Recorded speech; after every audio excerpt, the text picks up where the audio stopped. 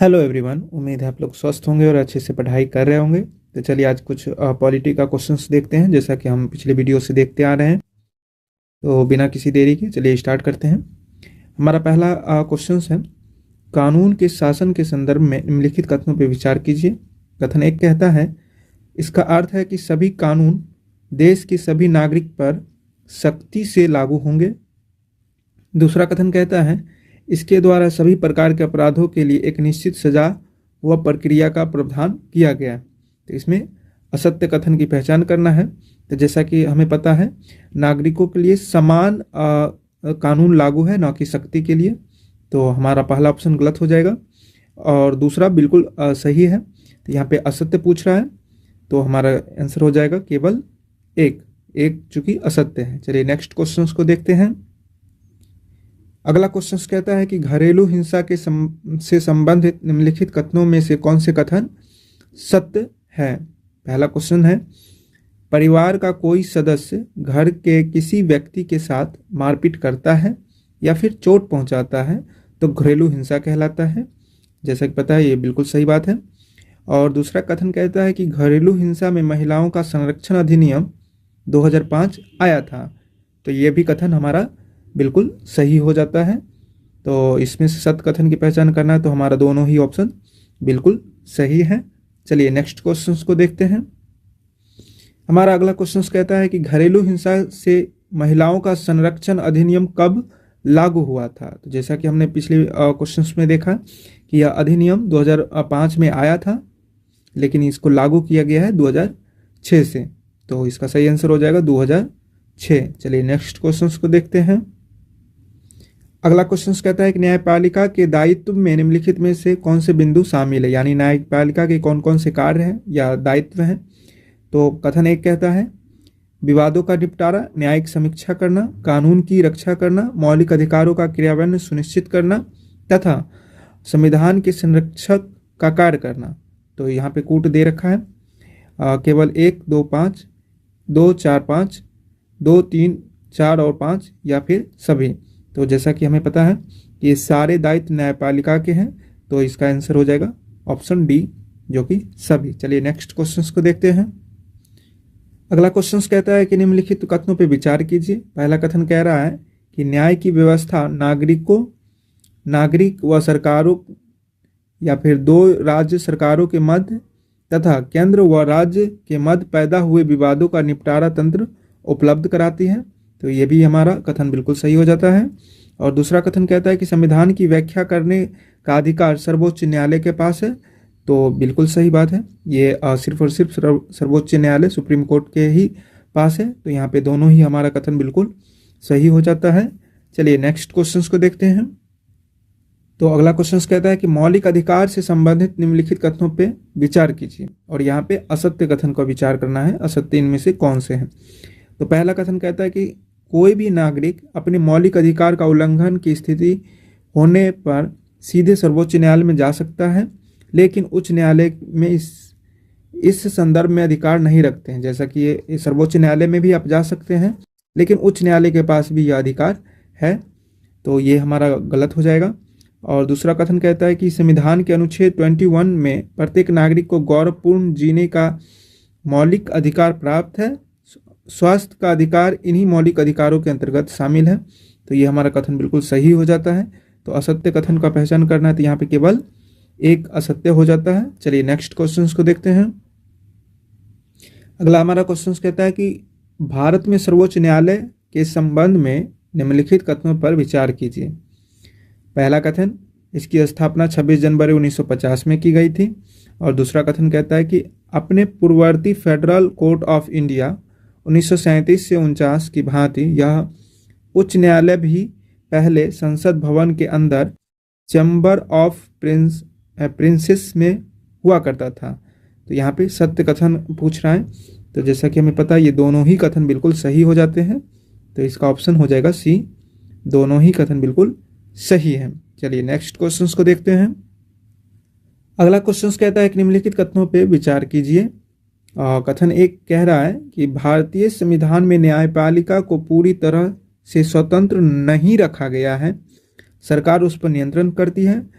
और दूसरा कथन कहता है कि सर्वोच्च न्यायालय व सर्वोच्च न्यायालय के न्यायाधीश की नियुक्तियों में सरकार का दखल नहीं होने पर ही स्वतंत्र न्यायपालिका का होना संभव है। तो सही कथन कौन सा हो जाएगा? ये हमारा बिल्कुल गलत हो जाएगा, क्योंकि संविधान में न्यायपालिका पूरी तरह स्वतंत्र है, इसमें सरकार का कोई हस्तक्षेप नहीं होता है। और दूसरा कथन हमारा बिल्कुल सही है, इसमें सरकारों का कोई दखल नहीं होता है न्यायपालिकाओं की नियुक्ति के संबंध में, न्यायाधीशों की नियुक्ति के संबंध में। तो हमारा बिल्कुल ए आंसर हो जाएगा। चलिए नेक्स्ट, बी आंसर हो जाएगा, केवल 2। चलिए नेक्स्ट क्वेश्चन देखते हैं। अगला क्वेश्चन कहता है कि न्यायपालिका के संदर्भ में निम्नलिखित कथनों पर विचार कीजिए। कथन एक कह रहा है कि शक्तियों के पृथक्करण के चलते विधायिका और कार्यपालिका जैसी सरकार की अन्य शाखाएं न्यायपालिका के काम में दखल नहीं दे पाती है। ये बात तो बिल्कुल सही बात है, इसमें सरकार की कोई भूमिका नहीं होती है। और दूसरा कथन कहता है कि शक्तियों के पृथक्करण के कारण न्यायाधीश कार्यपालिका विधायिका द्वारा शक्तियों के दुरुपयोग को नहीं रोक पाती। ये तो बिल्कुल कथन गलत हो जाएगा, क्योंकि न्यायपालिका इसमें दखल देती है और दुरुपयोग को रोकती है। तो असत्य कथन कौन सा हो जाएगा? केवल 1। चलिए नेक्स्ट क्वेश्चंस को देखते हैं। हमारा अगला क्वेश्चन है कि उच्च न्यायालय के संदर्भ में निम्नलिखित कथनों पे विचार कीजिए। तो पहला कथन कह रहा है कि उच्च न्यायालय की स्थापना सबसे पहले 1862 में कोलकाता, बम्बई और मद्रास में की गई थी। यहाँ पे असत्य कथन की पहचान करना है। तो ये हमारा कथन तो बिल्कुल सही है। और कह रहा है दिल्ली उच्च न्यायालय का गठन 1964 में किया गया था। ये हमारा गलत हो जाएगा, क्योंकि यह 1966 में किया गया था। और तीसरा कथन कह रहा है कि उच्च न्यायालय के न्यायिक क्षेत्र में एक व एक से अधिक राज्य सम्मिलित होते हैं। तो ये भी हमारा कथन सही हो जाता है। और चौथा कहता है पूर्वोत्तर राज्य असम, मिजोरम, अरुणाचल प्रदेश, मणिपुर का एक ही उच्च न्यायालय है। तो मणिपुर का इसमें अलग उच्च न्यायालय है। तो इस तरह से हमारा ये 4 भी कथन गलत हो जाता है। तो असत्य पूछ रहा है, यहाँ पे 2 और 4 हमारा गलत हो जाता है। चलिए नेक्स्ट क्वेश्चंस को देखते हैं। अगला हमारा क्वेश्चन कहता है कि निम्नलिखित कथनों पर विचार कीजिए। भारत में एकीकृत न्यायिक व्यवस्था है। ये तो बिल्कुल सही है। और अगर किसी व्यक्ति को लगता है कि निचली अदालत द्वारा दिया गया फैसला सही नहीं है तो वह उससे ऊपर की अदालत में अपील कर सकता है। ये भी बिल्कुल सही है। तो असत्य पूछ रहा है, तो यहाँ क्या हो जाएगा? या तो ना तो 1 और ना ही 2, यानी दोनों हमारा बिल्कुल कथन सही है। चलिए नेक्स्ट क्वेश्चंस को देखते हैं। अगला क्वेश्चन कहता है कि निम्नलिखित कथनों पर विचार कीजिए। कथन 1 कह रहा है स्कूल में बच्चों के दिए जाने वाले मिड डे मील भोजन की शुरुआत जनहित याचिका के द्वारा किया गया था। तो ये कथन तो बिल्कुल सही है।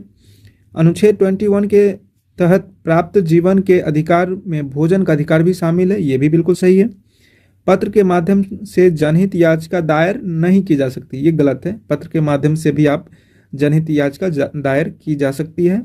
तो हमारा यहाँ पे कथन सत्य हो जाएगा 1 और 2 दोनों, जो कि ऑप्शन बी में है। चलिए नेक्स्ट क्वेश्चन को देखते हैं। अगला क्वेश्चन कहता है निम्नलिखित कथनों पर विचार कीजिए। कथन 1 कह रहा है कि भारतीय न्यायपालिका दुनिया की सबसे मजबूत न्यायपालिकाओं में से है। तो ये तो बिल्कुल सही बात है। अनुच्छेद 21 में भोजन, स्वास्थ्य एवं आजीविका का अधिकार भी शामिल है। तो जैसा कि हमने देखा कि ये भी बिल्कुल सही है। तो हमारा दोनों ही कथन बिल्कुल सही हो जाते हैं। चलिए नेक्स्ट क्वेश्चन को देखते हैं। अगला क्वेश्चन कहता है कि फौजदारी कानून के संबंध में निम्नलिखित कथनों पर विचार कीजिए। कथन 1 कह रहा है कि इनमें ऐसी क्रियाओं को शामिल किया जाता है जिनको कानूनन अपराध माना जाता है, जैसे चोरी, दहेज के लिए प्रताड़ना व हत्या इत्यादि। तो ये हमारा बिल्कुल सही हो जाता है। दूसरा कथन कहता है कि इसके अंतर्गत प्राथमिकी दर्ज होने पर पुलिस जांच करती है और अदालत में केस दर्ज करती है। ये भी हमारा बिल्कुल सही है।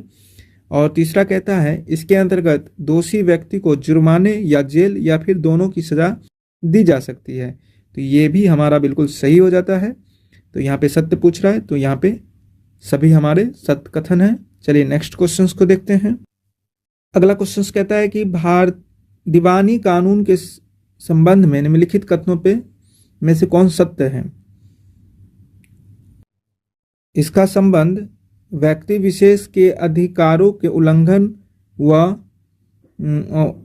व अवहेलना से होता है। सॉरी, यहाँ पे अवहेलना है,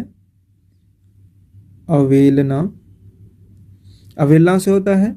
और दूसरा कथन कहता है इसके अंतर्गत दायर याचिका पर अदालत राहत की व्यवस्था करती है। तो यहाँ पे दोनों हमारे बिल्कुल कथन सही हो जाते हैं। चलिए नेक्स्ट क्वेश्चन को देखते हैं।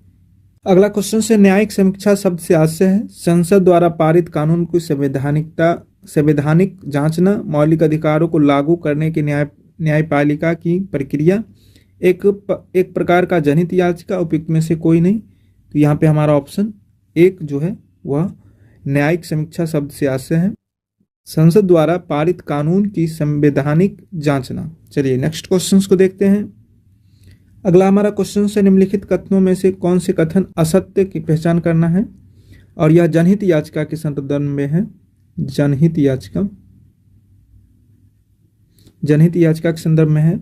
कथन एक कह रहा है कि 1980 के दशक में जनहित याचिका भारत में विकसित हुई थी। ये तो बिल्कुल सही है। पर्यावरण से संबंधित समस्याओं के लिए भी जनहित याचिका दायर की जा सकती है। ये भी सही है। भारत में जनहित याचिका लाने वाले PN भगवती थे। ये भी बिल्कुल सही है। यह याचिका केवल सर्वोच्च न्यायालय में ही दायर की जा सकती है, ऐसा बिल्कुल नहीं है। आप इसे हाई कोर्ट में भी दायर कर सकते हैं। तो हमारा ये गलत हो जाएगा, तो असत्य पूछ रहा है, तो हमारा इसका आंसर 4 हो जाएगा। तो ये थे हमारे कुछ महत्वपूर्ण क्वेश्चंस। फिर अगले वीडियो में इसी तरह के और भी क्वेश्चंस हैं। ये बुक को पूरा हम कवर करने की कोशिश करेंगे। NCERT है। तो आपका स्कोर कैसा रहा, मिलते हैं नेक्स्ट वीडियो में। तब तक के लिए चैनल को सब्सक्राइब करें। धन्यवाद।